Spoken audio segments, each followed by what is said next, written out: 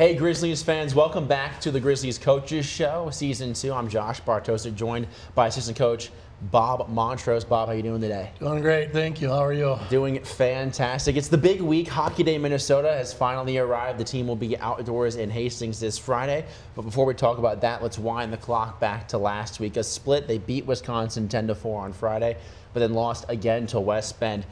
We kind of talked about it a little bit just between those games, but it didn't feel like the Rochester necessarily played its best game. They didn't get the win. What do they need to improve on, especially to try and get over that hump against West Bend? Yeah, I think, in general, I think the details of the game are maybe lacking. We have so much upside, and then we throw in a bit of downside in there, and you can get away with that against a lot of teams and survive and get an outcome. Right. But against a top team like West Bend, you have to play 60 minutes. Mm-hmm. And I think, whether it's putting them on the power play or, trying to slow momentum that they may gain, all of that is, it's attainable by us, but we have to be prepared for a 60-minute game.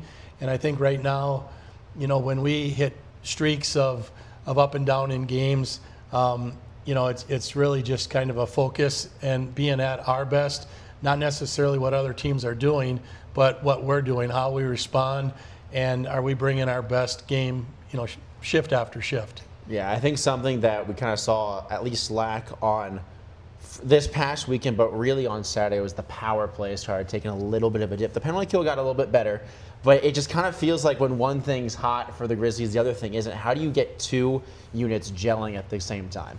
Yeah, I mean, it was a great plus for us on the PK because West Bend has a great power play, and to do what we did was a tremendous feat. And then, like you say, on the flip side, the power play, I think it's, the guys are moving the puck. We have some good skill there. And it really just comes down to execution. I think, if we can get the puck going a little more east-west and then a quick release, you shoot before the goalies are square. And if we have to just throw the puck in the blender and we'll work it out in front. I think if you look at how goals are scored in the National Hockey League, they're east-west, goalies aren't square, they're scrambles out front, or they're taking away eyes and shooting the puck. So there's one of three ways, and if you can't find one of those three ways, chances are the goalie's going to stop the puck.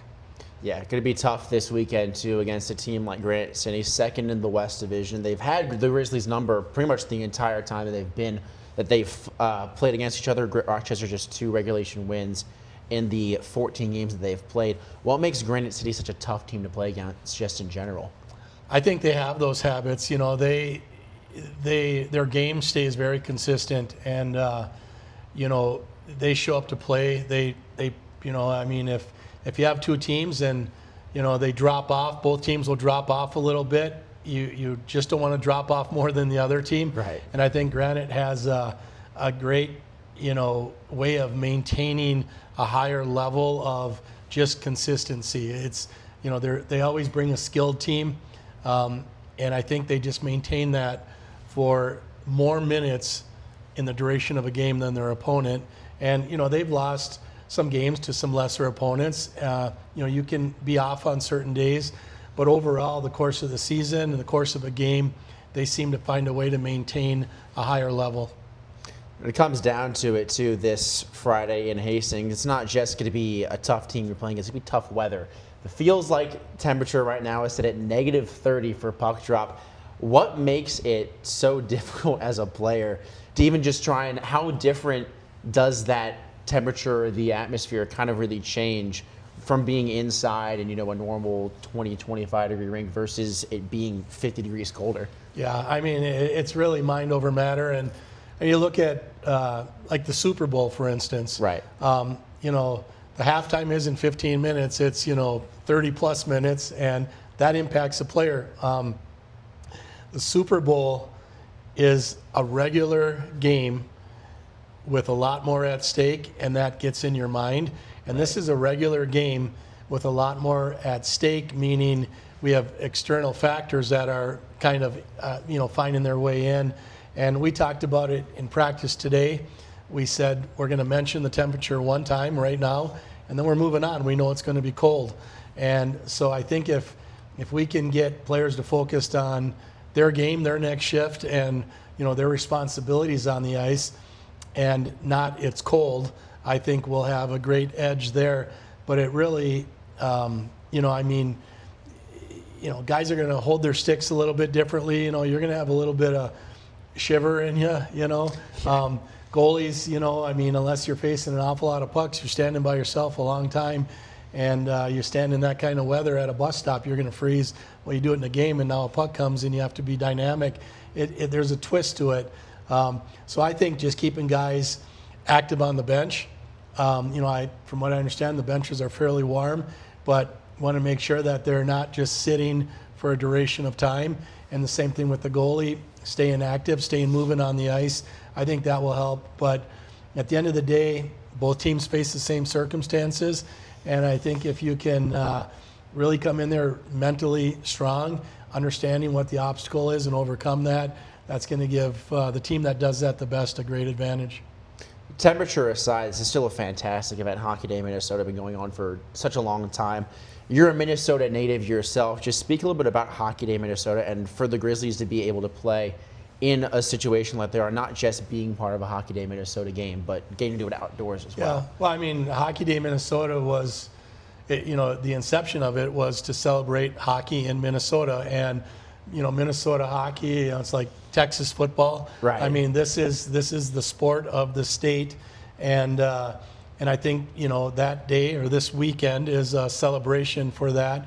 So it's a privilege to be a part of it rather than watching on TV or listening to stories.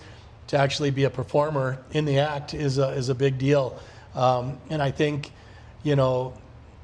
once it passes, it'll be in all of our players and coaches and those that participate their, memory bank for life, which is a great thing. So it's a great honor. It's a great opportunity. I think it's coming. I don't know if this is the year or next year, year 20. So it's been going on for a long time. They talk about the stories when it was in Bemidji and they played a game minus 28. That's the coldest hockey day they had. So if they can do it minus 28, we can do it minus 10 or 10 Whatever or so. it's going to be, yeah. Yeah. It's going to be a fun experience. I'm bundling up. Even though the press box would be heated, I don't want to take any chances. But we'll be right back after a word from our team chiropractor, Thrive Wellness. Your body is designed to function at its best, but daily stress, poor posture, and even minor injuries can disrupt your health. At Thrive Wellness, we focus on restoring balance and alignment so you can live pain-free and perform at your peak. Chiropractic care is a natural, effective approach to improving mobility, reducing discomfort, and enhancing overall wellness. Don't wait for pain to hold you back. Call 507-258-4100 or visit thrivewellness.com today to schedule your consultation. Experience the benefits of a properly aligned body because optimal health starts with a healthy spine. And we are back talking more about Hockey Day in Minnesota. We'll go back to the temperature for a little bit. You've been around for a long time here in Minnesota. You kind of are used to the cold weather. What is the coldest atmosphere that you've played in? If you haven't played outdoors, just the coldest day that you can remember off the top of your head. Yeah, we grew up walking to the outside rink, and it wasn't around the block. It was a mile or more, and it was cold. I think, today's hockey player is a little more pampered. They get a ride to an indoor rink for open hockey. We didn't have those luxuries back then. So I think, we had a little thicker skin back in the day, but we had no choice. I remember playing like park board hockey when I was, like a peewee age, and sitting in snowbanks. There were no benches, and it was bitter cold. And you would go in the warming house, and you'd literally have tears because you couldn't feel your feet. But that was just kind of the norm. We'd play street hockey, and it was frigid out there, and it's just kind of what you did. And so yeah, there were a lot of nights in Minneapolis playing youth hockey, and it was chilly.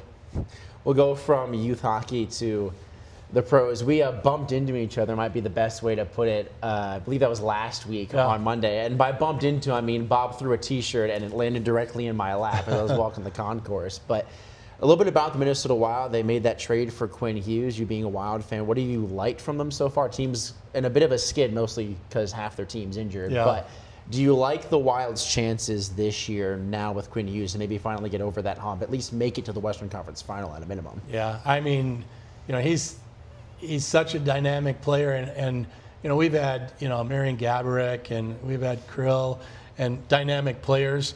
Brock Favory's probably a little young to be calling him that, but he's obviously very good, and you can see extra in Hughes. There's just when you watch him play and the things he does under pressure with the puck and makes great plays, that's what puts him in that upper echelon of the elite. And I think what that gives us is like a real dynamic weapon for a little more productivity as far as scoring goals. You get to playoffs, and in most games it's kind of like you talk about a race to 4. First team to 4 is probably going to win the game.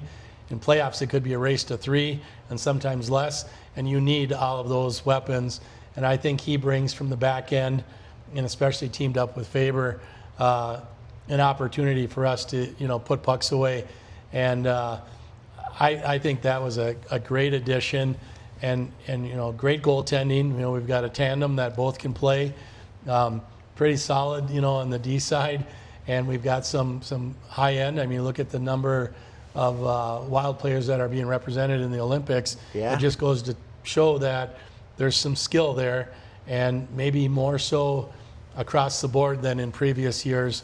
That could be just that push. Yeah, I don't think they're necessarily done with moves either. Probably make a move for a guy down the middle, perhaps a little bit of center depth, not exactly their forte, but looking pretty good so far. A team that's not looking so good in the college world is the Minnesota Golden Gophers. It's been a light way to put it. It's been a rough year for Bob Motzko and company. Then the schedule just keeps getting harder. Is it just because of the changing dynamic in college hockey, you think, or do you think maybe the time of Bob Motzko might be reaching a conclusion in Minnesota sometime soon? Yeah, I mean, younger coaches can bring a little more connection.